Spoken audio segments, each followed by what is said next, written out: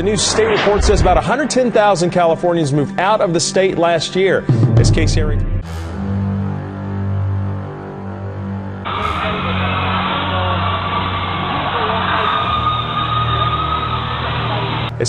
Sharikina Shams reports, the numbers tell a story about jobs and the economy. And ED, Texas, not the only state, of course, targeting California, which has become a battleground for businesses.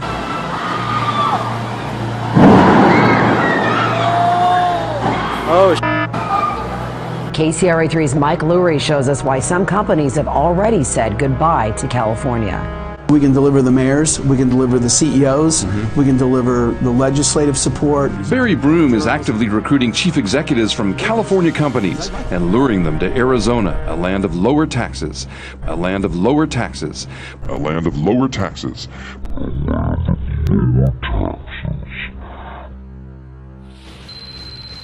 I've been living off the grid for 30 minutes. I survived, thanks to Mr. AdvisorFi's knowledge. But after 30 long minutes, it all changed. Everything changed.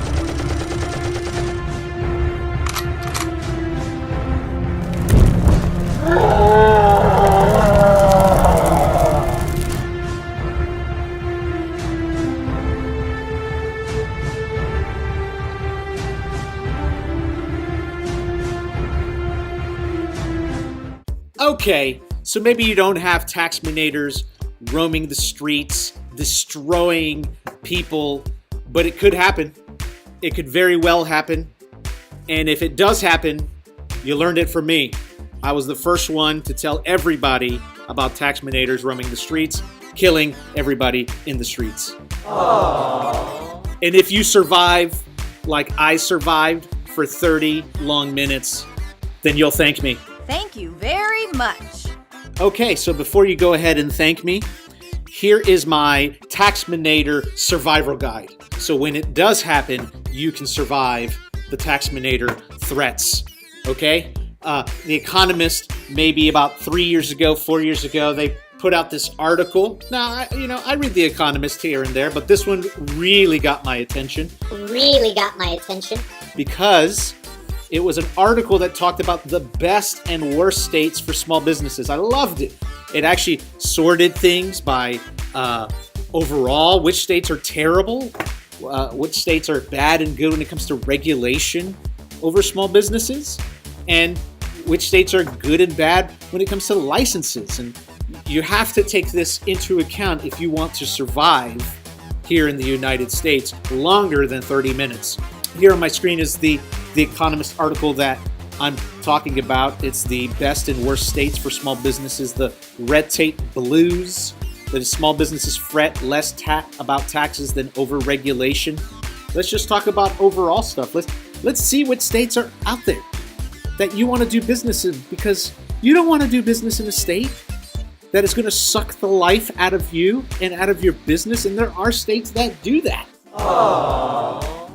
That's why I defeated the Taxminator early in this video, okay? For you guys. I did it just for you, so that you guys could be free. Thank you very much. Here we actually see the interactive graph by economist.com, and what they did was really cool. So they sort things by A+ all the way down to F, so just like in high school and middle school, okay? So if you're a C+ student, then that's not good. C+ or better is very good. And we can see immediately that there are some states that are totally F-rated, and we know what they are.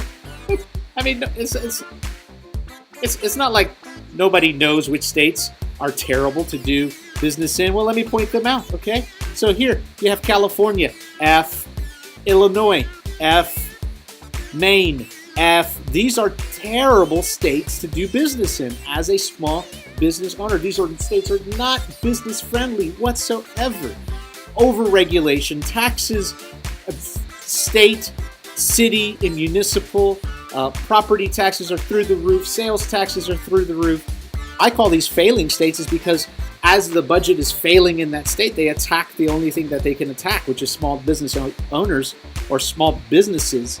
They attack only small businesses because that's how they try to make up their revenue. So these states you want to totally stay away from. when it comes to starting a business. Now, there's some awesome states to do business in. I live in Florida, C+. All right, not bad, but there's Utah, A+ state to do business in. Idaho, Colorado, Texas is an awesome state to do business in. That's where Austin, Texas is. That's kind of the hub, almost the next Silicon Valley that's going on out there. Kentucky, Georgia, Virginia, Louisiana. These are awesome states you want to do business in. Any state that just doesn't charge an income tax, even though there are some of these states like Virginia charges an income tax, Colorado charges an income tax. But these states are super friendly when it comes to small business ownership. Why? Because they just don't tax a lot. They don't put a lot of burden on the business owner, which there is a lot of burden that happens. So if you want to know more about what states to do business in, then go to the description down below.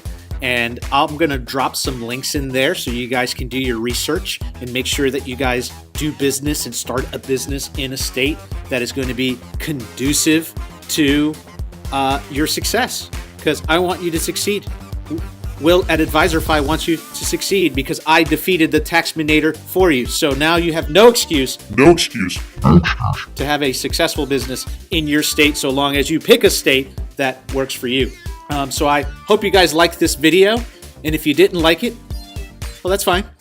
This is America. You can not like my video. In fact, give my video a thumbs down. And for those who do like it, give it a thumbs up. And subscribe. All right, guys? So I'll see you on the next video. Hey, thanks for watching. Hopefully we were able to answer all your questions. Be sure to click on the subscribe button down below to follow us for future video releases. Check out this video up here for our best recommended video for you. And right underneath it, check out our playlist, which is our best recommended playlist. See you guys on the next video.